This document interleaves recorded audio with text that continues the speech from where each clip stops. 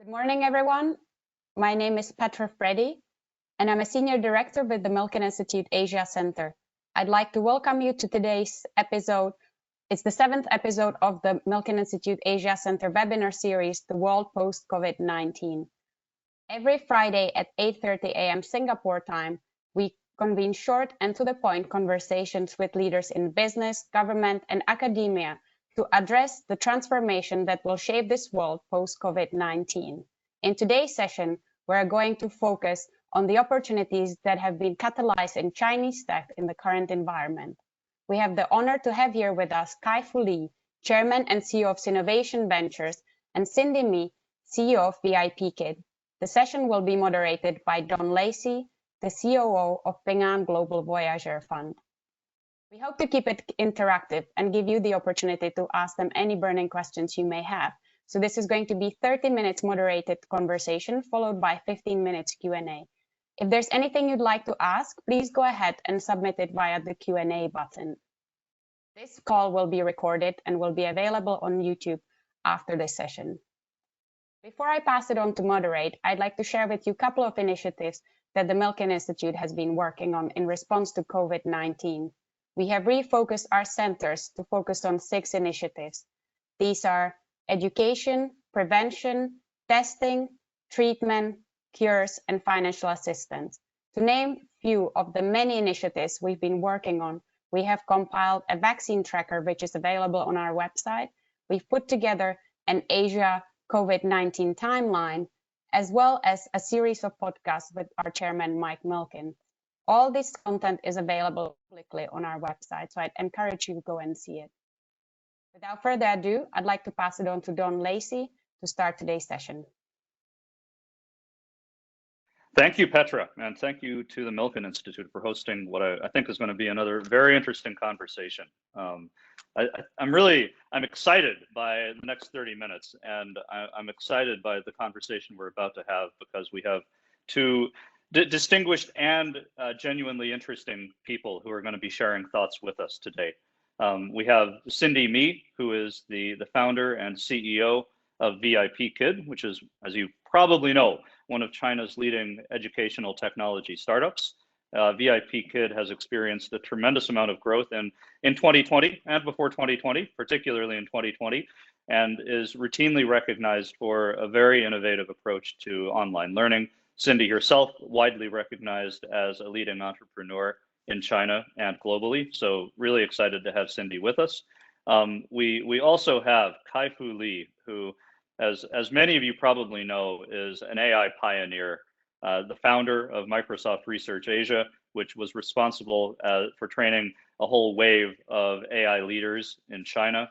He is today the chairman and CEO of Sinovation Ventures, which is a leading venture capital fund, about $2 billion and under management, focused on China technology investments.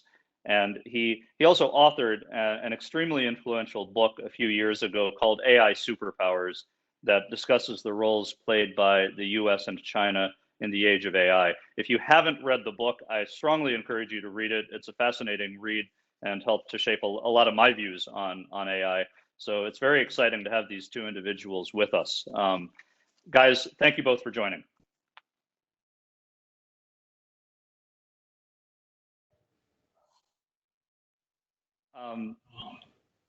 Kai-Fu and Cindy, 2020, at least for me, probably for you also, probably for a lot of people, has not exactly panned out the way I thought it might have. If you had asked me about halfway through 2019 what 2020 was going to look like, I would not have guessed that it would look exactly like it does.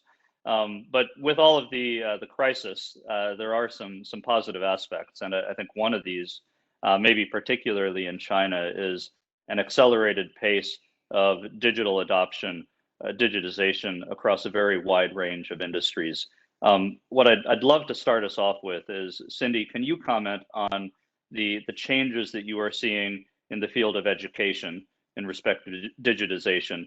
And then Kai-Fu, I'll ask you about AI, and then I also wanted to ask you about health tech. But Cindy, can you comment first on what you're seeing in education? Of course. So I think observation from many of my friends, young parents who stay at home with their kids for the last few months. And today they're all yelling and they're saying, "Oh, when do those little ones go back to school?" They have much more appreciation for the teachers in their daily school and after school tutoring organizations. Parents today are practically the tutors and the teachers of the little kids who stay at home. But I think in observing the industry and what we've been doing, there are a couple of changes. One is, apparently adoption and awareness of online learning becomes so real that no one would imagine that coming 5 years from now. All the schools are shut down and then kids stay at home. Their teachers, many of those who haven't used digital tools as their daily work devices today, have to teach online.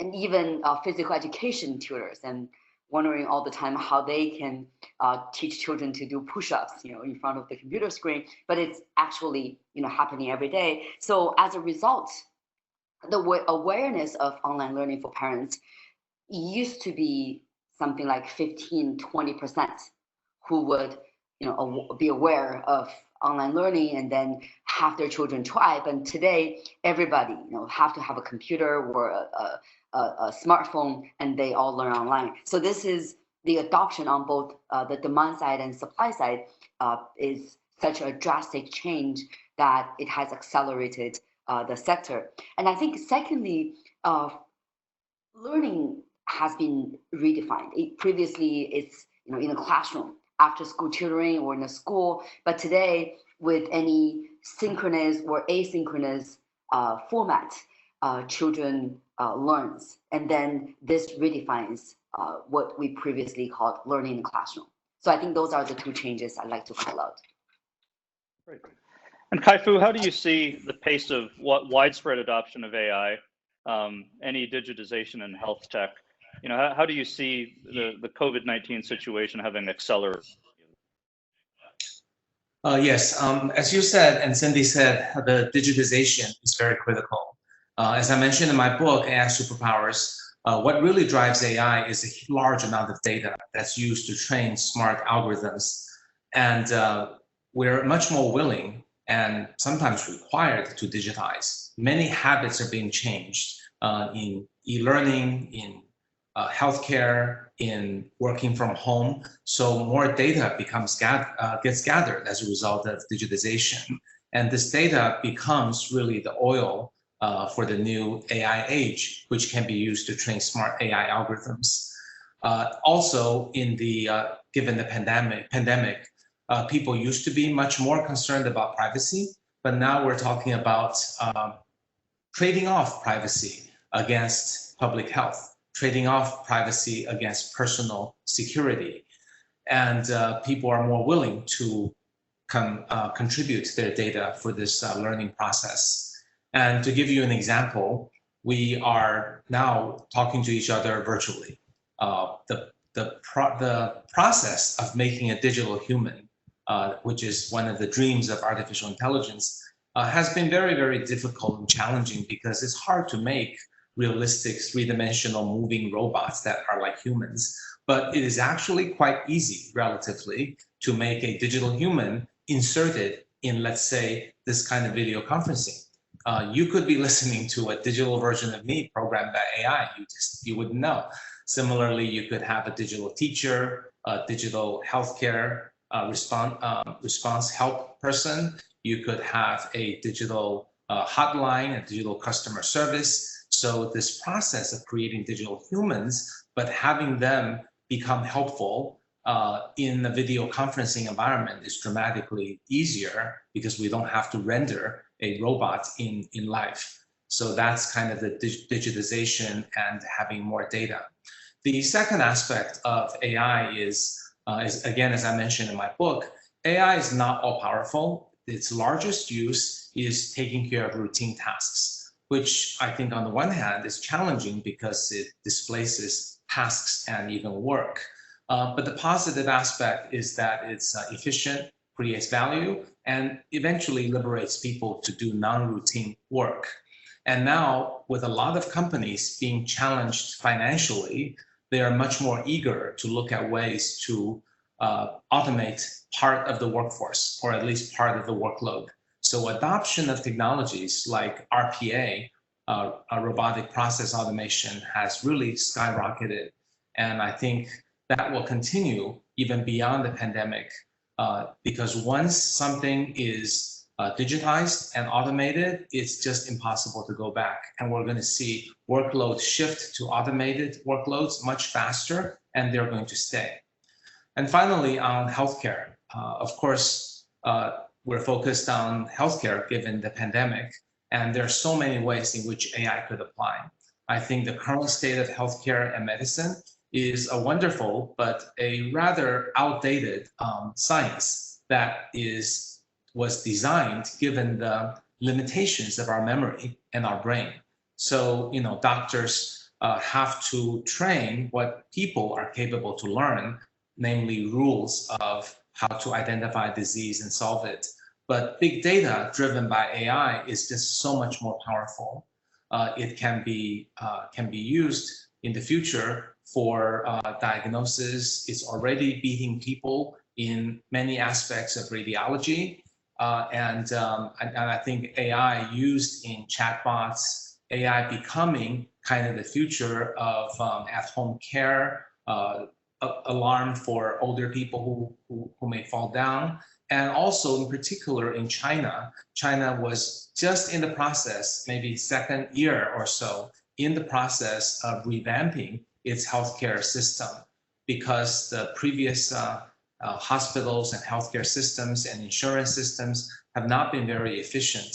So China really wants to streamline that process. So hospitals can provide better care. So there's not ridiculous filing of requests for drugs that are needed and so on. So also there are 4 trillion RMB being pushed into healthcare to really help China leapfrog, just as China did in mobile payment and in mobile phone. So admittedly, China was and is behind in healthcare, but now with the opportunity to use AI in many ways, and with the national concerted effort to collect data and enable new scenarios and use cases, we see this as one of the biggest opportunities for investment, AI plus healthcare. That's that's something that really resonates with us at Ping An. I think that to us, one of the great benefits of AI is that there's a tremendous scarcity of medical professional resources in China, and there's just a tremendous need. And well, it does kind of feel like you can criticize AI for a lot of things. One thing that AI is very good at is picking out patterns, and that really helps a radiologist, for instance, to better leverage his or her scarce time. So it feels like there is this very interesting potential for AI to indeed help China to get much better at providing quality healthcare outcomes, while relying on fewer trained medical professionals, which we think is a really interesting application. Cindy, to go back to you to make maybe make your comments on education a little more tangible, I'd like us to imagine the year 2025. COVID-19 is a distant memory. We don't have to worry about it anymore, but nonetheless, it has shaped society in different ways. And I'd like for you to imagine 2025. We are in China. I want you to imagine a student and a teacher, and I'd like for you to tell me how their daily interaction is different through technology because of what we're going through right now. I think everyone can imagine us in a similar way for urban kid and urban teacher. I'd like to probably spend a little bit more time on the rural teacher and the rural kid. Right? So what's true today is that over 95% of classrooms has internet access, even in rural villages. But the difficult part is the 5%. So I would imagine that 5% children, wherever they are, with a data access devices that's provided to them, so that they can share similar equal opportunities. And secondly, for many of the rural schools, that's about 70% of the 60% of the schools we have. Today, even most of them has the devices, the internet access, the computers, the digital like devices, but then they don't have the teachers. So what we do today with our rural education program is that we have 500 teachers teaching 50,000 rural kids English, connecting with them on a Zoom-like, WebEx-like device every week. But I would imagine in 5 years, with AI tutors, with all these better technologies, we would be able to help with more kids learn English in their classroom, so they can connect with, one tutor can not only help one class, but also many more. And then with the ability for children to learn asynchronously with their favorite AI tutor, that can share the work of the real tutor, and then enable children to learn more interactively with the screen when they can learn asynchronously. So lastly, I would say parents hasn't been part of the learning most of the time. And you already saw that change today with all the teachers teaching online, with all the school subjects, not to mention all the after-school programs. And in the future, in 5 years, I would say with a better learning management system connecting teachers, students, and parents, you would have a more holistic experience where parents is also part of the learning process. It's really interesting.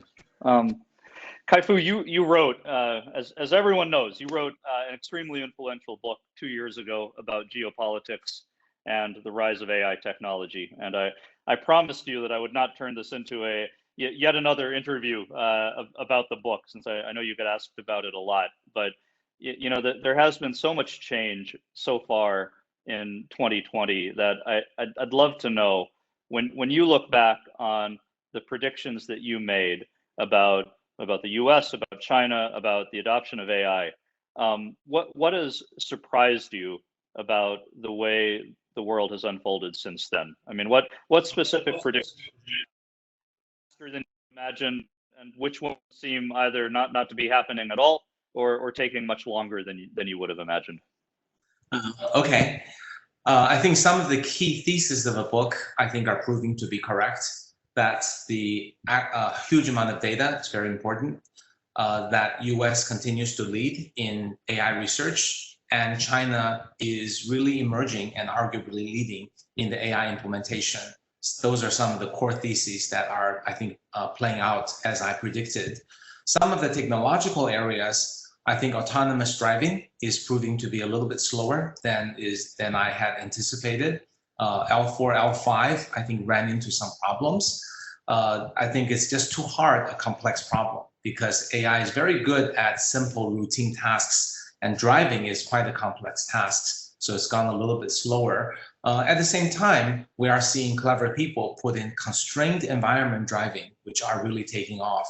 In the pandemic, we're seeing robots that deliver medical supplies, and we're seeing some Chinese companies like JD delivering groceries to home with slow-moving small cars, and we're seeing smart AGVs and so on. So it is still taking off, but the dream of hailing a Uber or DD, going anywhere you want without the driver, that's going to be a little farther off. The part that went faster is, I think, in the area of language and speech understanding. While we're not at all able to make a fully conversational agent, some of the breakthrough, especially transformers built by Google, which was not available at the time I wrote the book, is really proving to be as valuable for natural language and speech as deep learning was for computer vision.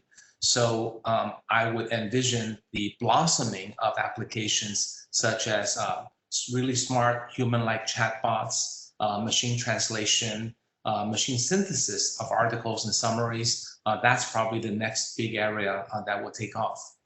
The one big surprise that really didn't go as I had hoped, I would say I was maybe too much of an optimist anyway, was that AI would create an impetus for countries to work together.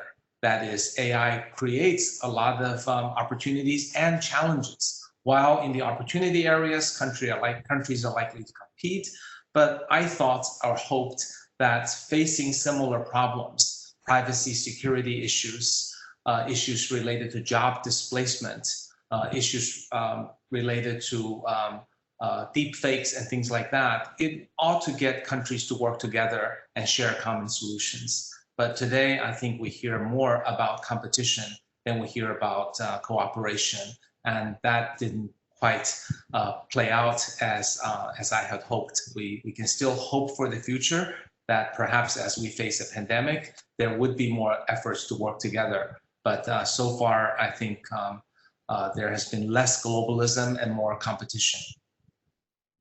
When you, one consequence of that lack of cooperation is, some of the risks of AI are maybe more apparent. And you mentioned deep fakes. Voice cloning is scarily realistic to me nowadays. Do you worry about it? It doesn't feel, at least to me, like there's a lot of institutionalized pushback. Maybe Europe is a different case, but outside of Europe, it doesn't feel like there's a lot of institutionalized pushback on AI. Do you worry that the lack of cooperation, the very public manifestations of some of the risks of AI technology could lead to a reluctance to embrace it as quickly in the future? I do, and I totally understand and respect what Europe is trying to do with regulations. I do think regulations are needed. All the countries are putting together regulations suitable for the country, including China. But I think right now there's maybe a little too much fear for the downside of AI. In the US, the general sentiment about AI has turned more than 50% negative, and that's quite concerning to me. I think just falling back of saying, let's regulate it, let's break up Facebook, and let's give all the data back to the people, are either too simplistic or not very realistic. They could be part of the solution set being considered, but as a technologist, I deeply believe that technological problems need to be solved by technological solutions. Remember when our PCs got connected to the internet, viruses were taking over and erasing our PCs, stealing our personal identity was a huge problem. That did not get solved by some regulation that says disconnect PCs from the internet. That got solved by smart technologists who build antivirus solutions. So I would hope more people would and more effort would be put on technological solutions to these problems, some of which I think are quite solvable. The privacy issues, there's new technologies like federated learning, protected hardware execution environments, even blockchain that could go a long way to solving some of these problems. Some others are tougher. Deepfake actually is quite a tough one, but I do believe ultimately technology and the good guys will prevail. So I hope that will happen. One final comment is that while countries are competing against each other, not working together as much as I had hoped, the collaboration at the academic level seems to be quite good. If you go to AI conferences, you do see people from US, China, Europe talking about how they can work together, share common data sets, share new findings. So I remain hopeful that something can be done despite the overall geopolitical environment. And Kai-Fu, you mentioned earlier, you touched on a few areas that you find interesting investment themes presently. In your role at Sinovation, can you share a little more about that? Which investment areas are most interesting to you? And I guess would the answer change if you were limiting your answer to China versus the rest of the world? Okay, I think in general, globally, I think this digitization and the rise of AI makes healthcare and education, the two topics we're talking most about, the most exciting areas for improvement. These are two areas that have not been greatly disrupted in the past, If we think about how we work, how we play, how we communicate, it's dramatically changed 100 years from now, ago to today. If you visualize a movie theater, what we do today, and the work office 100 years ago versus now. But if you think about the hospital and the classroom, they're amazingly still similar to 100 years ago. And I do think that disruption is coming and huge opportunities for investment. And for AI, I think we've kind of shifted from investing in rocket science technologies because it's becoming more mainstream to a stage where we want AI to be applied to traditional companies, because those are the companies that have already built a sizable business, and putting AI can, even if it creates 10, 20% of savings, can result in a significant investment opportunity. So we're looking at the concept called AI infusion. That is, how do we go to a healthcare company, a manufacturing company, a retail company, and use their large amount of data and footprint and revenue and insert AI to create value? I think that is a great thesis. So I think these are all global trends. I think more specific to China, I would say, are there areas in which China has fallen behind, where technology can cause China to really make a great leap forward and leapfrog, as China has done with mobile and payment? And again, I think US healthcare is pretty good. To improve it by another 30% is hard. Chinese healthcare is not so good. To improve it by 30% is easier. So I think that's one opportunity. The other China opportunity is that because China opened up only 40 years ago, so a lot of the business industry areas are not quite, are still fragmented, not consolidated. In the US, you've got winners like Walmart and Costco and UPS and FedEx. That hasn't emerged in China. So finding fragmented markets, using technology to improve margins and to create the Costco of China or the FedEx of China, I think is a tremendous opportunity that's China specific. Thank you. It's it's interesting. It does, on the one hand, everyone has heard of AI. Every business owner everywhere in the world is kind of interested to find a way to apply AI to whatever, and a lot of theoretical use cases. It feels like a big choke point is trained professionals. There are just not so many data scientists around the world who are capable of going to every single company that theoretically has a use case, and as you say, infusing AI into the business model. So one of the things we have tried to focus on is investing in machine learning as a service companies that are able to bridge the gap between someone who is numerate but not a trained data scientist, and kind of make the application easier, more straightforward. So it does feel like that's a coming trend for sure. Cindy, VIP Kids' core mission to reshape and improve educational experiences through technology. And parents, I speak from painful personal experience. Parents all around the world getting a crash course right now in technology-enabled remote learning. So far, my 3 children have not burst in, which I count as a victory. It doesn't always go so smoothly. So my question to you is, in your view, in your expert view, what are the biggest pain points in remote learning today, and how realistic is it to expect technology to be able to effectively address those pain points in the near future? Right. So that's a great question. When I met Kai-Fu 6.5 years ago, 2013, the biggest pain point by then was apparently awareness. Everybody thought it's a crazy idea to think about even like learning and teaching online. But I was so lucky that Kai-Fu supported that idea from day one. He doesn't think I was a crazy person. And then he believed in global classroom and how much children can see outside of their own world if they were to learn about all the new things from different teachers across the globe, and even classmates from a global classroom. So that's the beginning of everything. I think I believe Kai-Fu would be able to comment on that a little bit later. But thinking about the pain points today, I would say firstly it's still equity, namely access and affordability. Now, if you think about the opportunity to connect with teachers and students and learn all these. You need device, you need connectivity, right? But then you need to pay for the teachers. But then with technology, I would say this is probably the real opportunity in history where we can think about great quality teachers connected to the students in a very affordable way. Of course, we at VIP Kid have one-on-one curriculum. We also have one-on-many. We have one-on like 1,000 as well. We have asynchronous learning.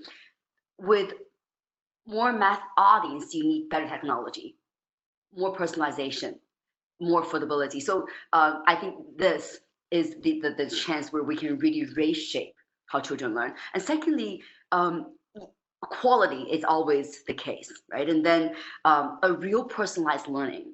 If you think about the trial the Chicago School District carried out in 1930s, trying to do personalized learning, it's so expensive, right? But then with all the technology, you personalize students' behavior, teachers' teaching patterns, you unfold in a way that would interest the kids the most, the teachers can perform the best. So real quality with the best teachers' performance and great learning experience with all the stuff we can build online would be real. And lastly, I would say it's the people. It's always about the people, no matter how much we use AI, right? And then if you think about the 100,000 teachers we connect online from North America, especially in the US today, with the 700,000 children that's learning with them. You know, during the pandemic, everyone said stay strong to each other. They sent thousands of videos and then they send masks to each other. So that's the global classroom, the opportunity that we see. And of course, you don't just learn English, learn math. You learn how to draw. You learn play a musical instrument. We talk about physical education. So with a WebEx-like experience or Zoom-like, this is what we experience. But what about Ready Player One 2046?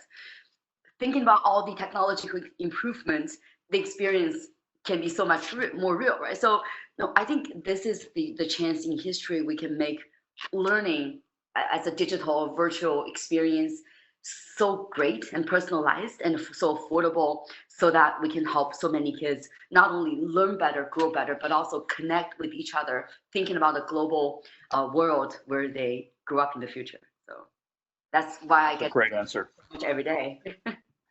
That's it's exciting. One of the great things about having both of you on this call is that in Cindy we've got a very experienced and talented operator, and in Kai-Fu we have a very experienced and talented investor. And 2020 has been a remarkably disruptive year. I'd love to get Cindy, your perspective as an operator on just the current fundraising and operating outlook thus far in 2020.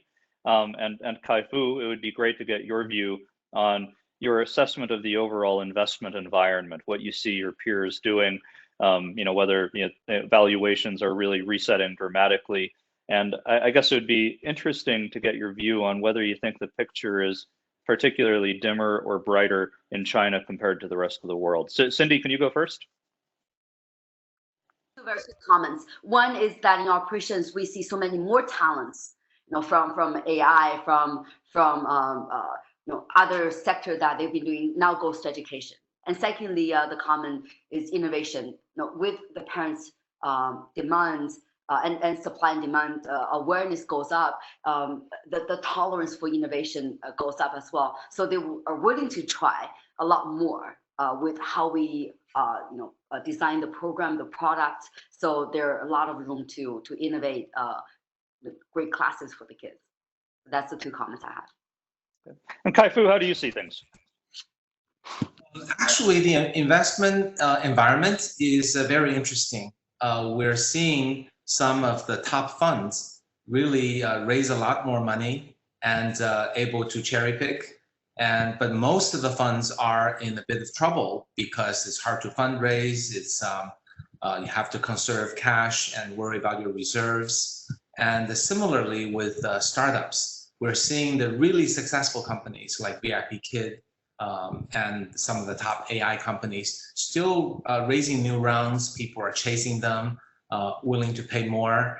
And we're seeing a lot of the other ones facing some challenges because of cash flow issues, business model issues. Probably the biggest issue facing entrepreneurs is that previously there was a gold rush. The consumer market for the internet was great. People were willing to invest a lot of money to help build up traffic, eyeballs, users, with the hope that business model would come later. That model has come to really a grinding halt as we go to the basics of wanting companies to show the ability to get revenue and profit faster. So companies that are not nimble, that can't shift this model, are going to face challenges. So it's going to reward companies that are able to shift quickly, to pivot, companies that can think more about business profitability. And there will be a lot of small troubled companies go out of business, as well as smaller unproven VCs get in trouble, while the bigger ones get stronger. So I think that's kind of one trend. The other overall trend in China is that I think all of China is now back running, and investment is running at a very brisk rate. We're having more investment meetings now. Actually, having online meetings is somewhat helpful because we actually travel less. And we have yet to make an investment without meeting the entrepreneur face to face. But a lot of the earlier work can be done online more efficiently. You know, we have every week we have investment committee meetings, and we've made that just the last 2 months. We've been back investing. We've probably made 7 or 8 investments. So we think the recovery is real. The investment opportunity is good, but both VCs and entrepreneurs have to shift the mindset. And I think China will experience a better than average recovery for entrepreneurship and investing, although there will be shuffling of who are the best performers in the process. One final good point is that other than the great unicorns and super successful companies like VIP Kid, there is a discounting in valuation for the companies that are not yet proven in Series A or B, where we and other VCs are able to get more realistic valuations, and sometimes bargains, which we have not been able to do in the last 4 to 5 years. So that's a lot of optimistic messaging from both sides, which is good to hear. Guys, it's been a fascinating conversation. I'm mindful of time, and I know that there are some questions from other participants. So, Petra, I think I should turn things back to you to march through some of the Q&A. Absolutely. Thank you so much, everyone, for submitting your questions. As a reminder, there's a Q&A function on your devices, and if there's anything you'd like to ask Cindy, Kai-Fu, please submit your questions now. So the first question is, on what extent would you think the US-China trade war will negatively impact China's AI innovation in the next few years? I believe the speakers are muted. Oh, no, I think I'm not. I don't think. Hope you can hear me. China is self-sufficient in AI. All of China's technologies are homegrown. A lot of them use American inventions, but those are generally in the public domain.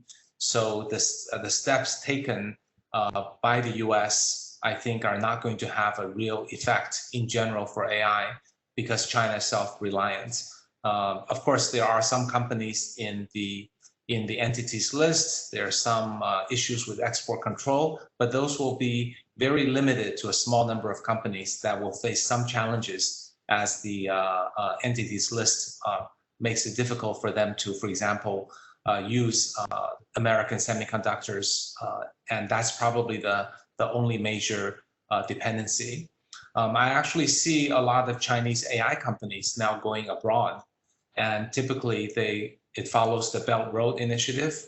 Those are generally countries that are willing to use Chinese technologies, and I've seen quite a bit of success with Chinese AI technologies now being deployed in Southeast Asia, South America, and in particular, the Middle East, and I think also in the future, Africa. So I think it has a very minimal implication. And one company I'm not sure people call AI, but it really is an AI company, is ByteDance. It's having amazing success. And its number of downloads and usage of TikTok and other products are now even higher than Facebook. So Chinese companies, including AI companies, going global is going to be a trend that's arguably somewhat orthogonal to the US-China issues, but we are seeing that, and I think that so-called going global will probably be tilted towards developing countries in Middle East. But I'm quite optimistic about the Chinese AI industry, despite some of the small challenges presented by the trade issues. The next question is targeted to Cindy. New technology is often scary for the consumer. What do you think the government or private company should be doing to educate the public about the benefits of AI? Or perhaps Kai-Fu, sorry, it says Cindy, but I think both of you can take this question.